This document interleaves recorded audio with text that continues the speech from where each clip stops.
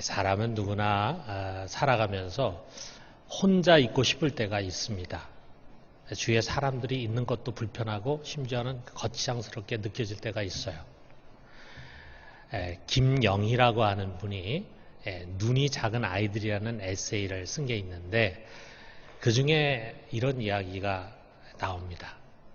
나는 혼자 걷고 혼자 음식점에 가고 혼자 음악회에 가고 또 혼자 여행 가고 혼자 또 혼자임을 아주 즐긴다.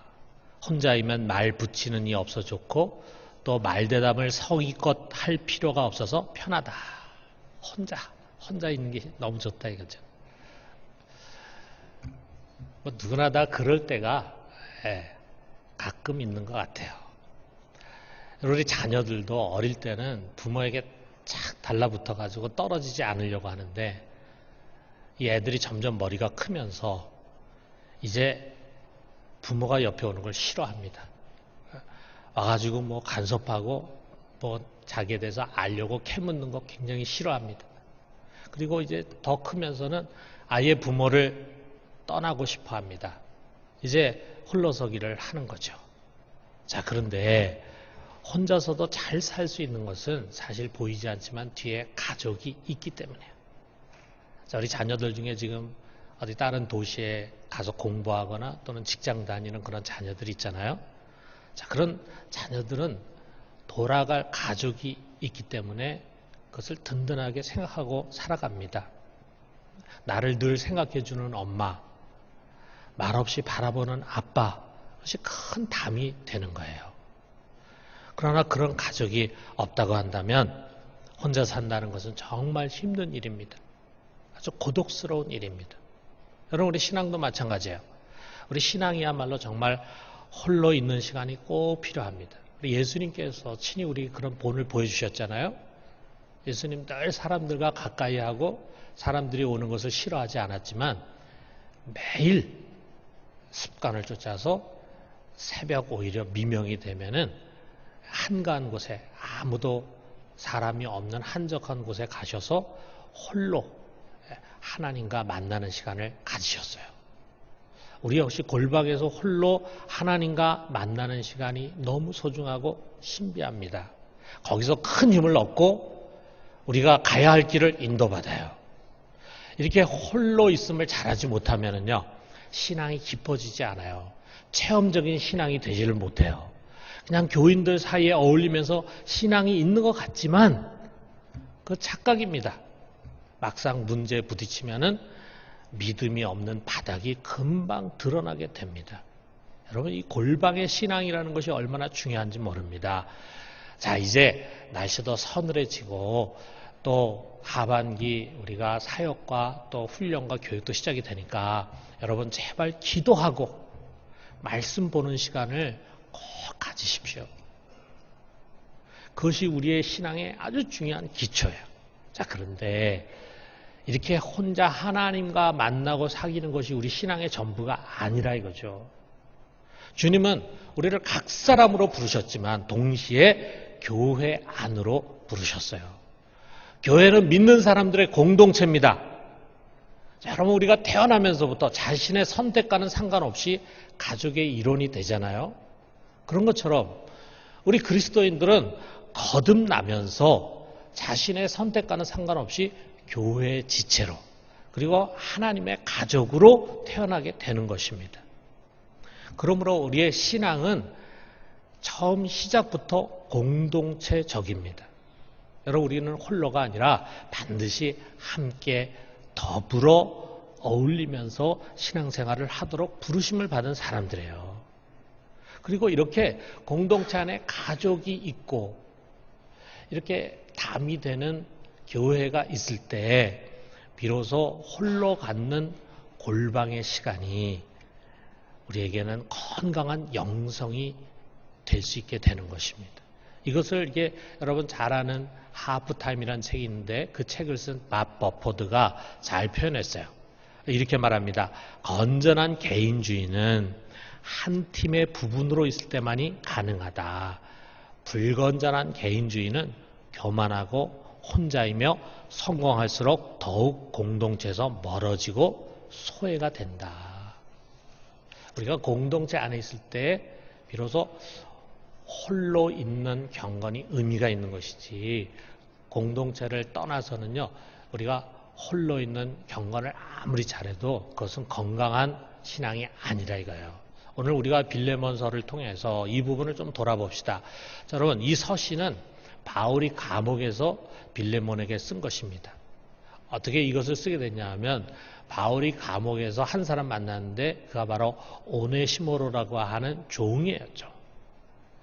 그가 바울이 잘 알고 있는 이 빌레몬이라고 하는 사람이 종이었는데, 이 빌레몬에서 도망을 쳤어요. 그런데 도망을 치면서 아마 좀 돈을 훔쳐가지고 도망을 친 것 같아. 그가 감옥에서 바울과 함께 있으면서 이제 믿음이 잘 자랐습니다. 그래서 그가 출소할 때 바울은 그에게 너는 반드시 네 주인에게 가서 너의 잘못을 회개하고 죄 용서를 받아야 된다. 그렇게 하고는 주인 되는 빌레몬에게는 바울이 편지를 썼어요. 그 편지에서 이 오네시모로라는 사람이 옛날 사람이 아니다. 아주 훌륭한 믿음의 사람으로 변화되었으니까 이제는 그를 용서해라. 간청합니다.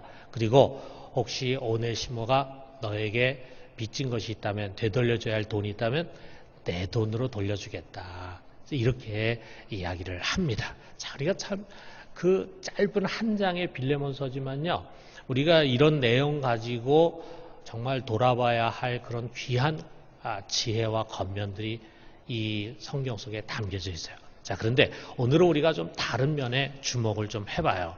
먼저 서두에서 바울이 이렇게 인사를 합니다. 1절과 2절에 보니까 그리스도 예수를 위하여 갇힌 자 된 바울과 및 형제 디모데는 우리의 사랑받는 자여 동역자인 빌레몬과 자매 아비아와 우리와 함께 병사된 아키포와 내 집에 있는 교회에 편지하노니 그랬습니다. 자, 이게 이 편지의 발신자는 바울과 디모데라고 소개하면서 이 편지의 수신자를 열거하고 있는데, 빌레몬 그리고 자매 아비아, 이 아비아는 아마 빌레몬의 아내일 것이다. 되게 그렇게 생각을 하고 있습니다. 그 다음에 아키포라는 사람이 있고, 그 다음에 뭐라 그러냐면 내 집에 있는 교회에 편지한다 그랬어요.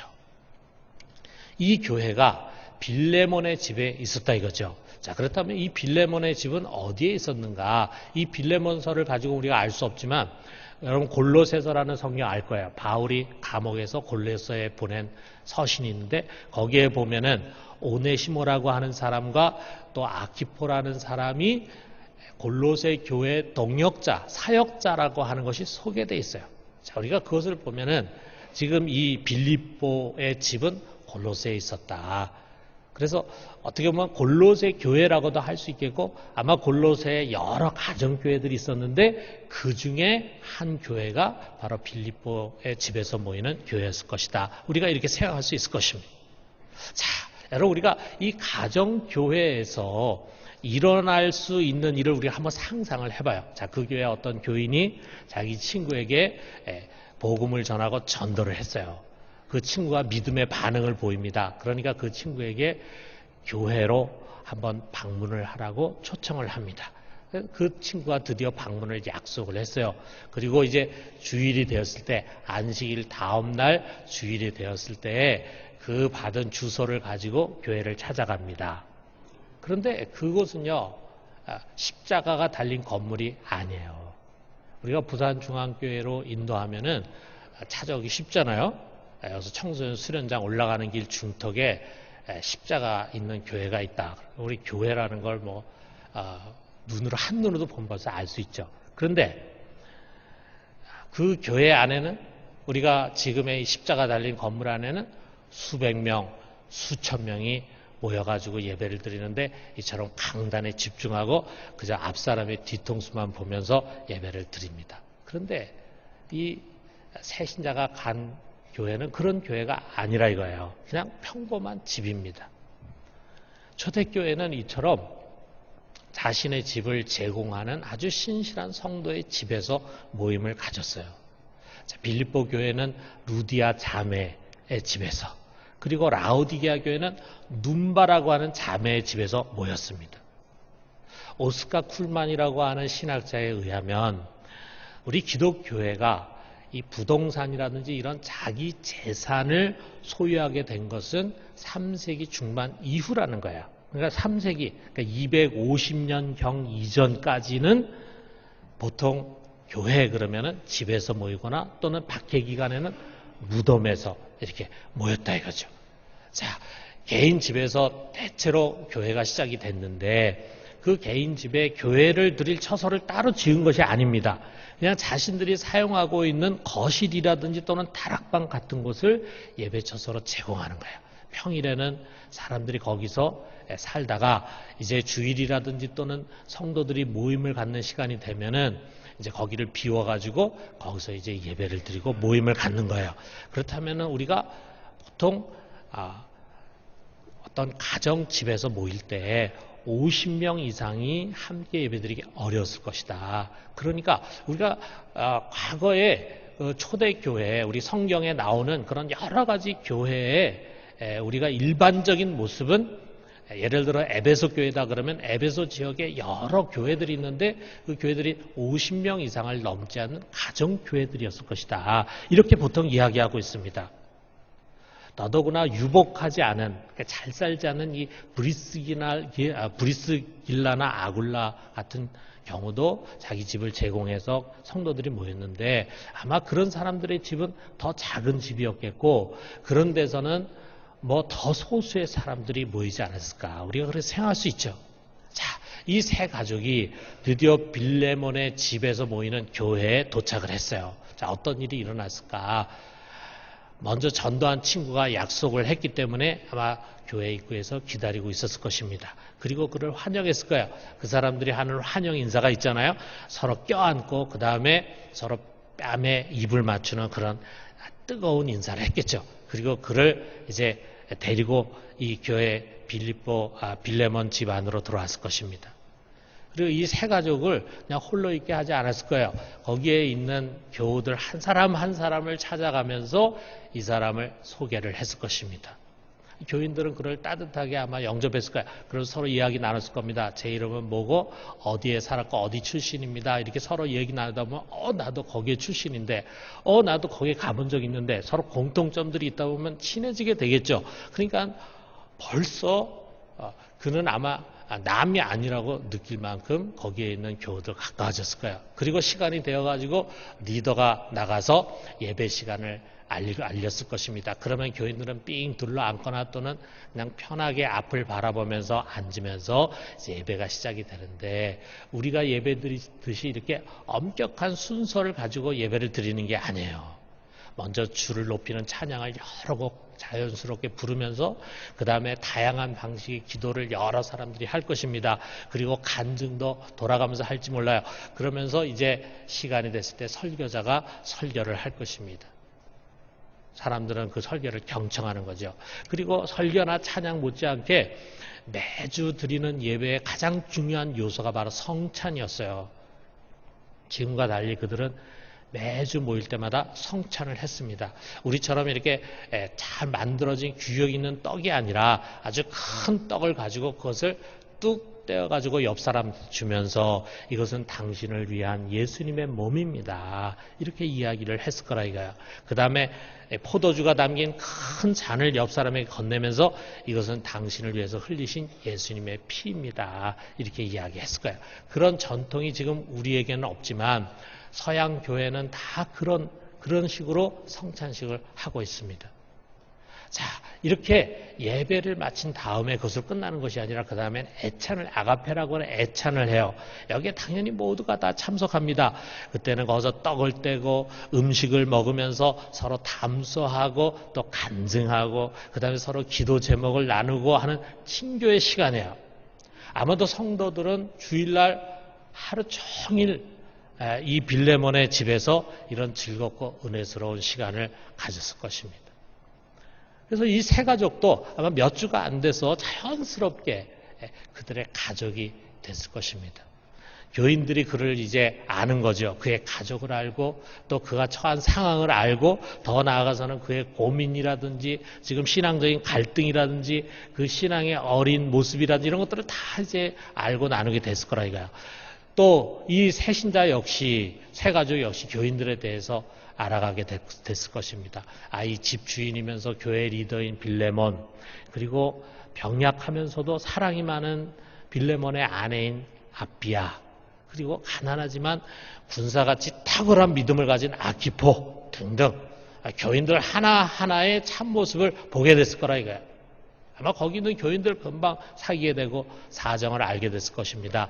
그들의 믿음, 사랑, 성숙한 인격, 그것뿐만이 아니라 그들의 변화되지 않은 모습, 모난 성격, 가정의 문제 등등을 알게 됐을 거라 이거예요. 이처럼 서로를 알고 또 알리는 가운데 진짜 가족이 되는 것입니다. 여러분, 이것이 진짜 교회입니다.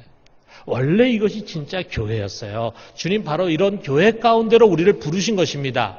이 하나님의 가족, 그리스도의 몸이 우리의 신앙이 자라고 성장하는 모태예요. 이것이 자연스러운 교회 생활이었습니다. 우리가 한번 상상해봐요. 여러분, 이 교회에, 이 빌레몬의 교회에 누군가 아무도 모르게 조용히 와가지고 예배만 드리고 그리고 얼른 가는 것이 가능했겠어요? 큰 교회당 같으면 그것이 가능했겠지만 집에서 모이는 건데 아무도 모르게 몰래 가가지고 예배 드리고 그리고 몰래 돌아가는 게 가능했겠냐 이거예요. 아마 불가능했을 것입니다. 그럼에도 불구하고 혹시 누군가 이렇게 말한다고 합시다. 저는 예수님 믿고 싶지만 사람들과는 사귀고 싶지 않습니다. 사람들과 얽히는 거 저 별로 좋아하지 않습니다. 그러니까 그냥 홀로 조용히 예배드리고 가렵니다. 만약 이렇게 얘기했다면요, 아마도 빌레몬이 단호하게 말했을 것입니다. 그것은 불가능합니다.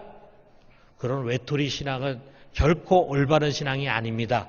하면서 그를 잘 설득해가지고 반강제로라도 교제 안으로 초대를 했을 것입니다. 이게 진짜 교회의 모습이에요. 초대교회의 모습이에요. 자, 우리가 여기에 빌레몬에 대한 이야기가 많이 나오는데 빌레몬에 대해서 이 말씀을 좀 더 주목해봐요. 바울이 그에 대해서 이렇게 칭찬합니다. 5절에 보니까 주 예수와 및 모든 성도에 대한 내 사랑과 믿음이 있음을 들음이니 그랬어요. 이 빌레몬이 개인적으로는 주 예수에 대한 깊은 믿음을 갖고 있는 사람이고 그리고 공동체 속에서는 성도들을 지극히 사랑하는 사람이었어요. 특별히 바울은 이 빌레몬의 믿음의 교제 이것을 언급하면서 그것이 귀한 결실로 나타나기를 기도한다고 했어요.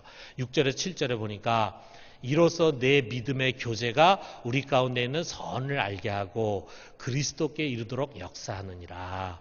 형제여, 성도들의 마음이 너로 말미암아 평안을 얻었으니 내가 너의 사랑으로 많은 기쁨과 위로를 받았노라. 이렇게 얘기합니다. 빌레몬의 믿음의 교제, 여기에 믿음의 교제라고 할 때 그 교제는 코이노냐를 말하는 거야. 코이노냐, 원어로 코이노냐입니다. 그것이 놀랍게 아주 효율적으로 역사한다는 거예요. 그래서 사람들로 하여금 선을 깨닫게 하고 예수 그리스도께 가까이 나아가도록 한다는 거예요. 그 결과 성도들의 마음이 이 빌레몬을 통해서 평안함을 얻고 바울은 그를 통해서 많은 기쁨과 위로를 받게 됐다라고 하는 것입니다. 여러분, 성도들과 함께하는 믿음의 교제, 믿음의 코이노냐, 그것은 그냥 먹고 마시고 잡담하는 그런 교제가 아닙니다. 믿음과 사랑이 담긴 교제예요. 그 속에는 놀라운 능력이 있습니다. 사람을 변화시키는 능력이 있습니다. 우리는 그 교제를 통해서 하나님의 선한 뜻이 무엇인가를 배워가고 알아가는 거예요. 그리고 주님께 더 가까이 다가가게 되는 거예요. 아울러 우리는 그 교적 가운데서 평안함을 얻게 되고 기쁨과 위로를 받게 되는 것입니다. 그렇기 때문에 여러분, 초대교회는요, 이 코이노니아라고 하는 것을 굉장히 중요한 신앙의 행위로 생각을 했어요. 코이노니아.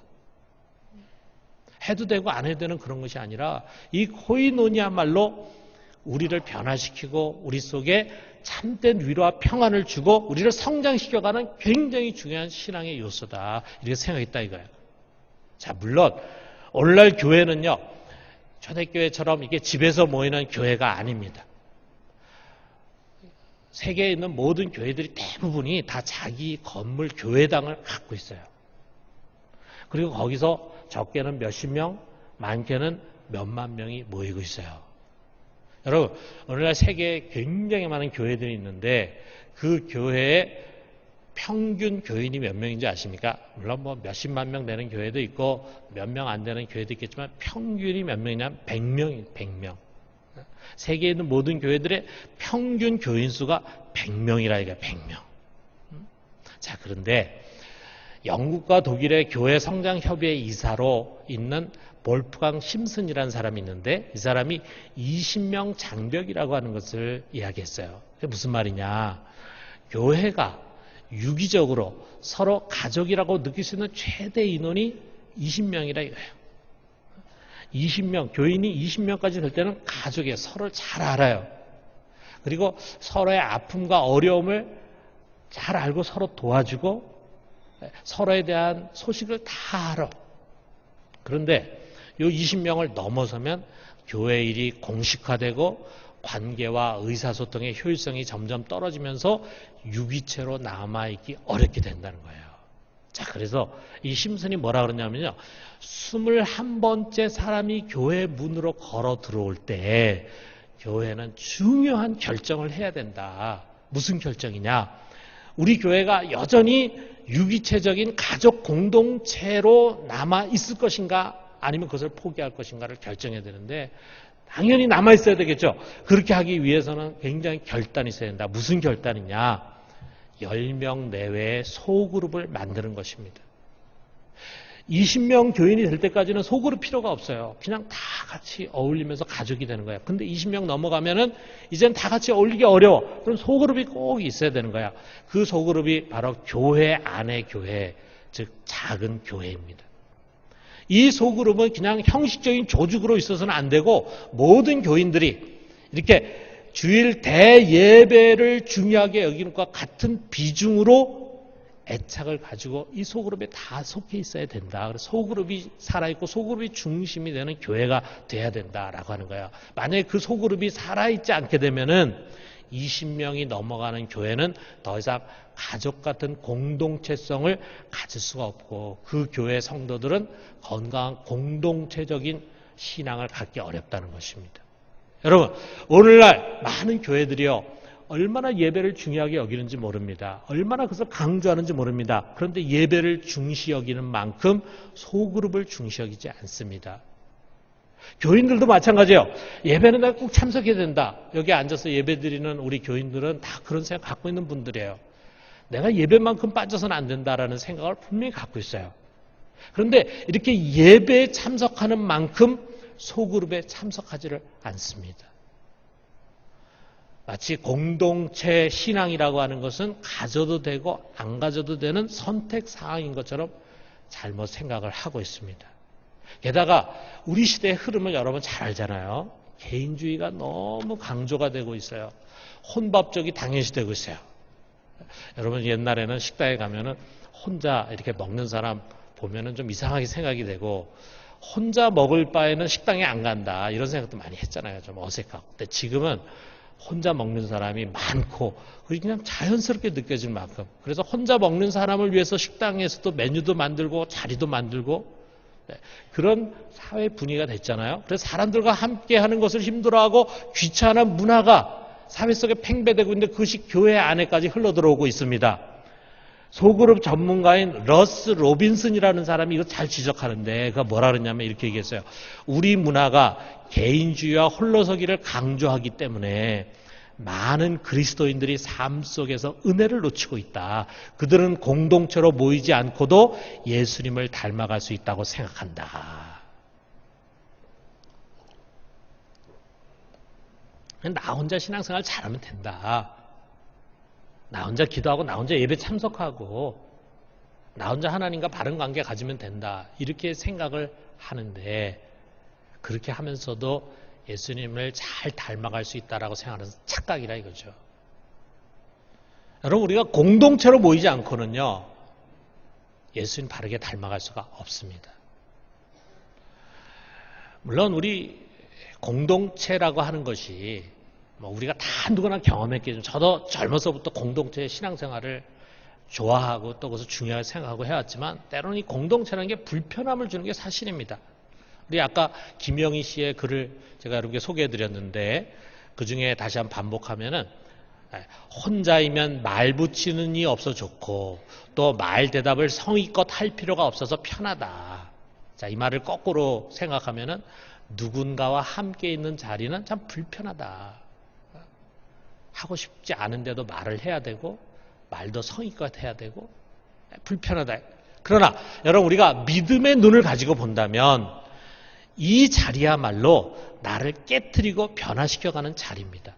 여러분 우리가 목장 모임 해보지만 목장 모임에서는 때로 나를 부인하고 나를 내려놔야 돼요. 아마 그것을 많이 더 부인하고 더 많이 내려놔야 하는 사람은 아마 순장일 거예요. 정말 순장이 자기를 부인하고 자기를 내려놓지 않으면 목장을 인도할 수가 없습니다. 내 편한 것을 앞세우는 나, 사랑의 수고를 회피하는 그 내가 변해야 돼요. 뾰족해서 잘 부딪히는 내가 부드러워져야 돼요. 공동체 안에 모든 사람들 다 원만하고 성격도 원만하고 대화도 잘 되는데 톡 튀어나오는 사람이 있을 수가 있어요. 좀 특이한 사람, 성격도 특이하고 성격도 모나고 이런 사람이 있으면은 여러분 때로는 그 사람 때문에 가고 싶지 않다는 생각이 들지 모르지만 그런 사람으로 말미암아 우리가 참고 인내하고 그를 이해하려고 하고 수용하려고 하는 과정에서 내가 성장하는 거예요. 내가 성장하는 거예요. 여러분 우리 속에 누구나 다 문제가 있어요. 그 숨겨진 문제가 사실은 치유돼야 되고 성장해 가야 되는데 그 숨겨진 문제는 사람을 피해서 내가 홀로 있음으로 인해서 해결되는 것이 아닙니다. 대부분의 문제들은요, 사람들 속에서 함께함으로 치유되는 것입니다. 그래서 믿음의 교제는 우리로 하여금 무엇이 옳고 그른 것인가를 잘 분별할 수 있도록 도와주고 우리로 하여금 예수님께 가까이 나고 예수님을 닮을 수 있도록 도와주는 신비한 힘이 있어요. 사랑하는 성도 여러분, 여러분은 예배가 필수라고 생각합니다. 그런 것처럼 목장도 필수로 여겨야 합니다. 여러분 중에 혹시 아직도 목장이 없는 분이 있으면요, 적극적으로 찾아가세요. 꼭 목장에 나가도록 하세요. 목장에 속한 여러분, 이제 목장이 시작이 됩니다. 여러분 목장을 사랑하십시오. 목장 공동체를 사랑하십시오. 목장의 가족들과 아주 감동적인 사랑을 만들어 가십시오. 거기서 아주 단단한 가족애를 좀 느껴봐요. 그리고 목장에서 서로 기쁨과 슬픔을 나누고 서로 치유해주고 나도 치유를 받읍시다.